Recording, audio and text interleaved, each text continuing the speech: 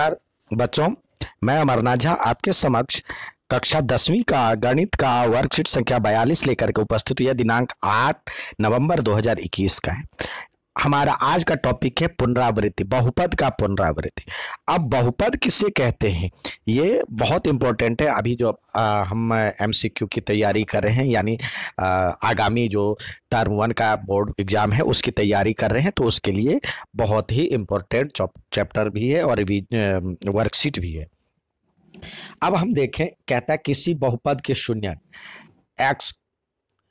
अब पहले तो बहुपद कहते किसको हैं उसकी जानकारी हमें हासिल होनी चाहिए। बहुपद जो होता है, देखिए आपको दिया हुआ बहुपद यानी बहुत सारे पद जिसमें हो, जैसे A X plus B Y plus सी, तो ये टर्म 1 2 3 पद है इसमें, इसको कहते हैं पद। अब जिसमें बहुत सारे पद हैं उसको हम बहुपद कहते हैं। बहुपद का घात क्या होता है, यहाँ पे ये एक्स चर है तो 2 चर वाले बहुपद है। यदि बहुपद का घात वो होता है यदि आपके इसमें अधिकतम घात, इस जो बहुपद है उसमें जो अधिकतम घात होता है वो बहुपद का घात कहलाता है। जैसे A X square plus B Y plus C में देखें, यहाँ पे अधिकतम घात 2 है तो ये द्विघात हो गया। अधिकतम घात जो होगा वो इसका समीकरण का घात होगा। अब यहाँ पे दिया हुआ है द्विघात बहुपद। द्विघात बहुपद इसमें जो इसका मानक रूप होता है द्विघात बहुपद का, ये होता है ए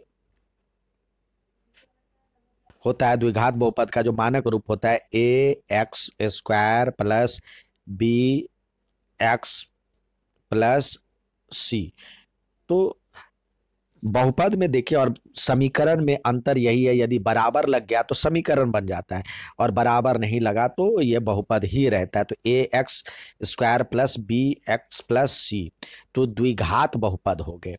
ठीक है, इसका मानक रूप यानी ये हो गया A X square plus B X plus C, इसका मानक रूप हो गया द्विघात बहुपद का। अब कहता है द्विघात किसी बहुपद की शून्य क्या कहलाता है।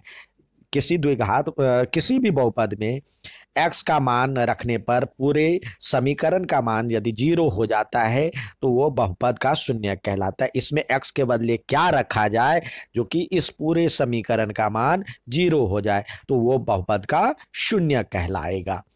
ठीक है, अब शून्य के संबंध क्या होता है, द्विघात बहुपद में शून्यकों का योग होता है माइनस बी बाई ए और शून्यकों का गुणनफल सी बाई ए। द्विघात बहुपद में शून्यकों का योग जो होता है, शून्यकों का योग जो होगा वो होगा माइनस बी बाई ए, और यानी एक्स का गुणांक और माइनस एक्स का गुणांक और नीचे एक्स स्क्वायर का गुणांक और शून्यकों का गुणनफल। शून्यकों का गुणनफल जो होगा वो होता है हम लिखेंगे सी वाई ए, यानी जो यहाँ पे जो है वो वाला पद अचर पद और नीचे में एक्स स्क्वायर का पद, ये होता है इसका फॉर्मूला। अब कहता है बहुपद की डिग्री। बहुपद पी एक्स में एक्स के अधिकतम घात जो होते हैं वो बहुपद का घात कहलाता है। अधिकतम घात द्विघात बहुपद में पी एक्स में चर एक्स का अधिकतम घात 2 होना चाहिए, जैसे ये हो गया। रैखिक में अधिकतम घात 1 होना चाहिए। त्रिघात में अधिकतम घात 3 होनी चाहिए।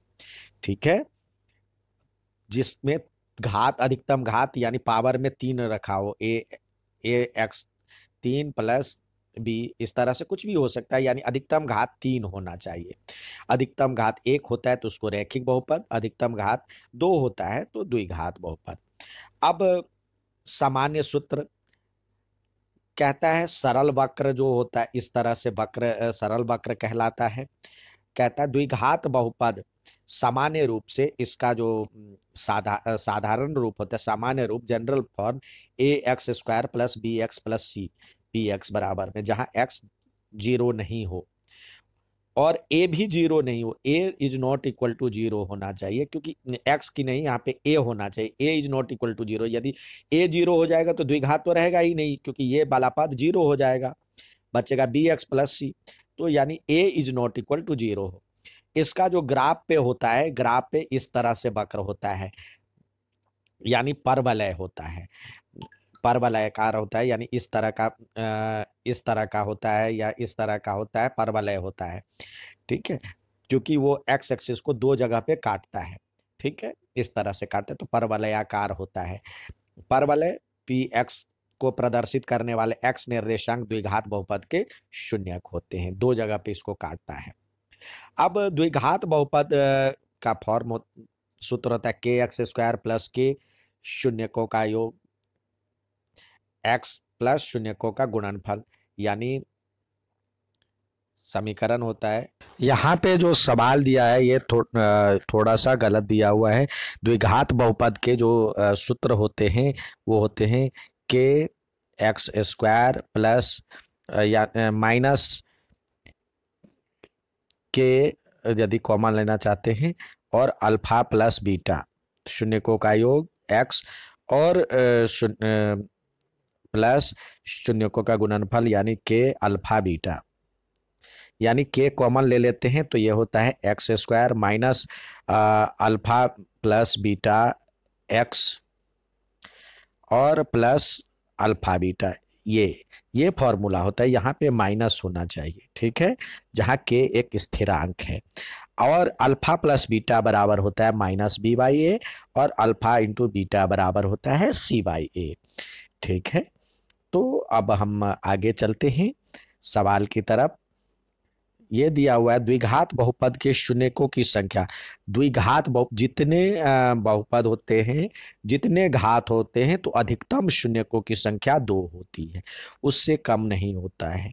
कम हो सकता है, अधिकतम, यहाँ पे अधिकतम लिखे, अधिकतम 2 हो सकता है, एक भी हो सकता है, बराबर हो तो एक ही हो सकता है। अब कहता है द्विघात बहुपद देश के शून्यकों की संख्या ज्ञात कीजिए एवं शून्यकों एवं गुणांकों के संबंध स्थापित कीजिए। शून्यकों की संख्या यहाँ पे 2 है तो शून्यक यहाँ पे 2 होगा। शून्यक 2, पहले आप शून्यकों की संख्या देखिए, यहाँ पे दिया हुआ है ये शून्यक, ये इक्वेशन दिया हुआ है, तो इसके शून्यक ज्ञात करने के लिए पहले कह रहा है, तो यानी एक्स स्क्वायर और प्लस 3x माइनस 10, और शून्यक निकालने के लिए कहता है माइनस 10 इजकल टू 0, शून्य के लिए 0 रखना पड़ेगा। तो देखिए इसको यहाँ पे हम a और c को मल्टीप्लाई करेंगे तो वो ऐसा फैक्टर बनाए जो कि जोड़ने या घटाने पे ये बीच वाला b आ जाए।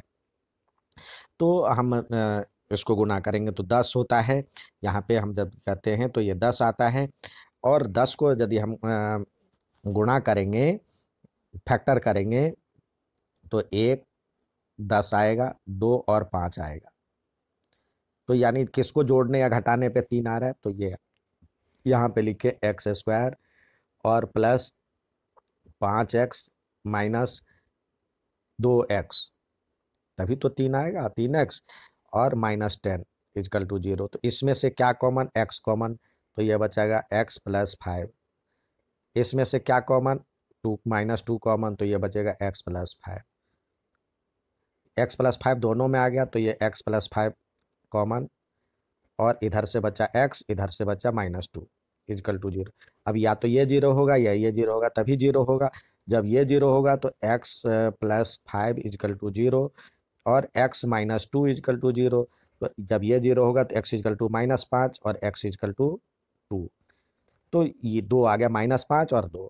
अब हम आते हैं समीकरण की तरफ, जो संबंध स्थापित करने के लिए दिया हुआ है। तो समीकरण क्या था हमारे पास, एक्स स्क्वायर माइनस यहाँ पे दिया हुआ है plus 3x minus 10, plus 3x minus 10। तो ए के बदले क्या है 1, बी के बदले क्या है 3, सी के बदले क्या है माइनस 10।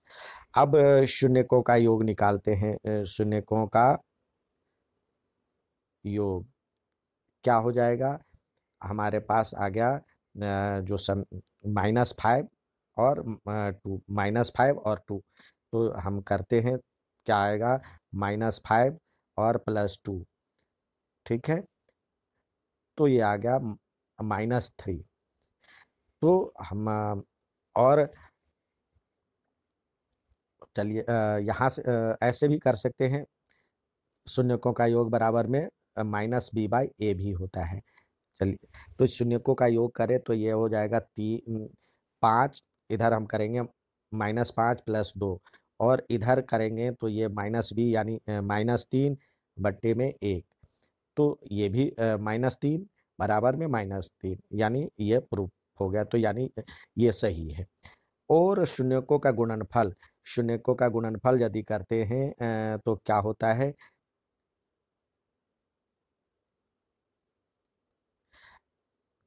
c/a होता है। तो शून्यकों का गुणनफल -5 × 2 करेंगे, और ये दिया हुआ c के बदले -10/1 हो जाएगा, -10/1। तो देखिए ये बराबर है, -10 बराबर में -10, तो यानी ये सत्यापित, ठीक है, ये ऐसे लिखे सत्यापित हुआ। ठीक है, नेक्स्ट सवाल देखते हैं। तीसरा सवाल दिया है यहाँ पे, इसमें शून्यक 1 दिया हुआ है, तो a का मान ज्ञात कीजिए। तो यानी p(x) बराबर में ax² - 3a-1 और x-1 है। तो ये शून्यक है, तो p1 = 0 हो जाना चाहिए।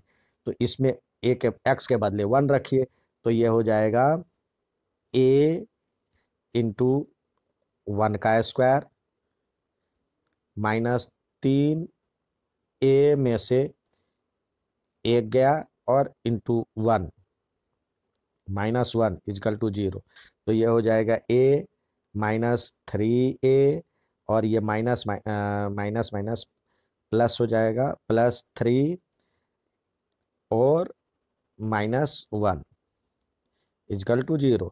तो ये 3a में से a गया, तो क्या बचा, यहाँ पे बचा -2a, और 3 में से 1 गया, तो ये बचा 2 = 0।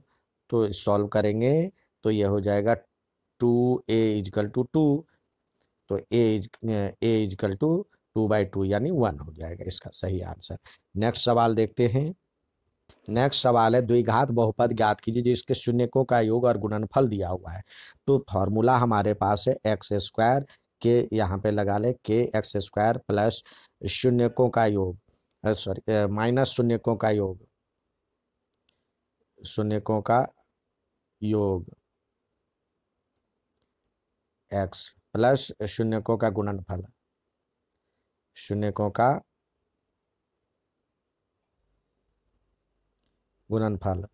अब यहाँ पे हम लिखें तो ये हो जाएगा k और x² माइनस शून्यकों का गुणनफल। तो 2 को -9 से करेंगे तो -9 दूनी 18, ये भी माइनस है, ये भी माइनस है, तो मल्टीप्लाई करेंगे तो ये हो जाएगा 9 दूनी 18, और प्लस है ही, तो दोनों माइनस मिलकर के प्लस हो जाएगा, तो यहाँ पे माइनस ही रहेगा।